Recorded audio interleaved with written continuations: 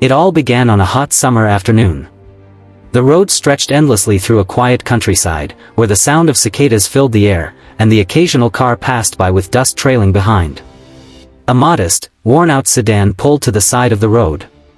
Inside was Emily, a young single mother, and her 7-year-old daughter, Sophie. The car had coughed, rattled, and finally given up right there in the middle of nowhere. Emily sighed, pressing her forehead against the steering wheel. Life had not been kind to her recently. She had just lost her second job, bills were stacking up, and now, even the old car she depended on was failing her. Sophie, with her innocent brown eyes, leaned forward from the back seat. "Mommy, don't worry. Maybe someone will stop to help us," she said, her voice soft, but full of a child's natural hope. Emily gave her a tired smile, though her heart felt heavy. "I hope so, sweetheart." Minutes turned into an hour. The sun bore down, and Emily started feeling hopeless. Cars passed, but no one stopped. Then, an older pickup truck pulled over just ahead of them.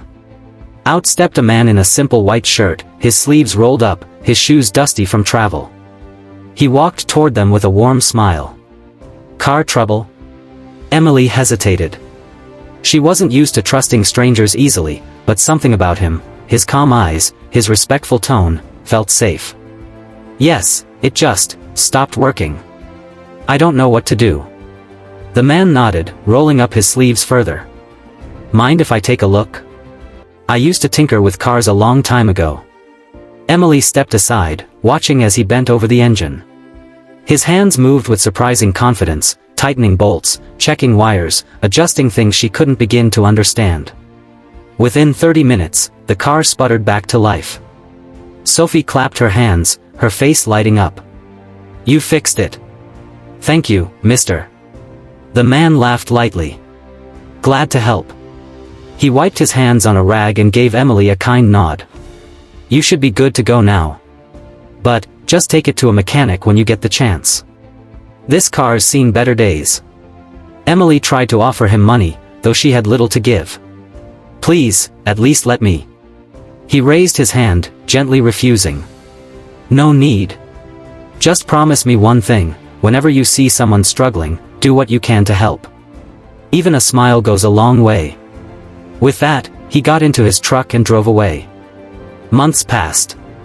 Emily worked hard, juggling shifts, taking every small opportunity she could. Life was still difficult, but she remembered the stranger's words, "Do what you can to help." She began to practice it herself, offering her seat on the bus, helping neighbors with groceries, and even volunteering small amounts of her time. Somehow, each act of kindness brought her new strength and unexpected opportunities. One evening, Emily was invited to a charity event at the community center. It was a gathering where local businesses and families came together. Sophie, dressed in her best little dress, tagged along, holding her mother's hand. The hall was decorated with warm lights.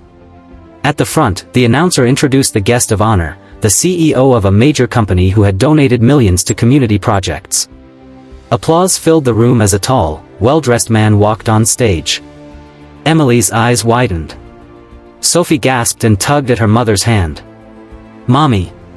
Mommy! That's the man who fixed our car." The room turned, curious eyes landing on Sophie's excited little face. Emily's heart pounded.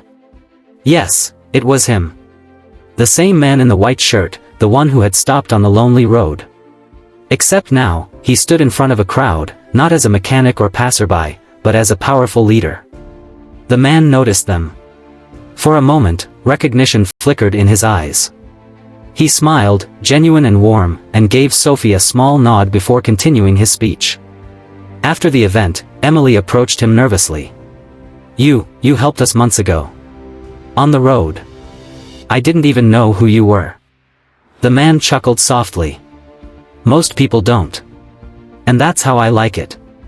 Titles, money, success, they don't mean much if you forget how to be human.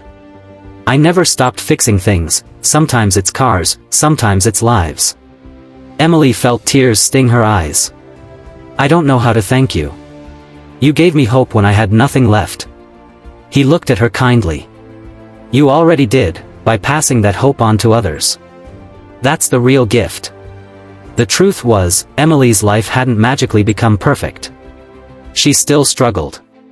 Bills, rent, long work hours, all weighed on her. But the encounter changed how she saw those struggles. Instead of drowning in despair, she saw each challenge as a step forward. She taught Sophie the same lesson, that kindness and resilience were worth more than gold. And Sophie, innocent, bright Sophie, carried that spark into everything she did. In school, she stood up for friends. At home, she reminded her mom to smile. Every time Emily felt weak, Sophie whispered, "Remember, Mommy?" The man said to always help. Years later, time passed. Emily secured a stable job at a company known for its fairness and community support, the same company run by the man who had once fixed their car. Her dedication and honesty soon caught attention. Slowly, she rose through the ranks. At one annual event, now a respected employee, Emily stood at the same stage where the CEO once spoke. Looking out at the audience, she saw her daughter, older now, proud, and smiling. She shared her story, voice trembling but strong. "There was a time I felt invisible. I thought my life didn't matter. Then one act of kindness changed everything. A man fixed my car, but more importantly, he fixed my hope. That moment reminded me that no matter how small we feel, we are never powerless. Each of us can lift another up." The room was silent, some wiping tears, others nodding. The CEO, sitting in the front row, clapped with the most genuine pride. The message. This story isn't just about Emily. It isn't just about Sophie. And it isn't even just about the man who stopped to help. It's about all of us. How one small act of kindness, one choice to care, can ripple through lives and change destinies. Sometimes, the person who helps us is not just a stranger, they may be someone with power, wealth, or status. But the true measure of greatness isn't in titles. It's in humility, humanity, and the willingness to stop for someone who can't move forward. And sometimes, the greatest gift we can give is to carry that kindness forward.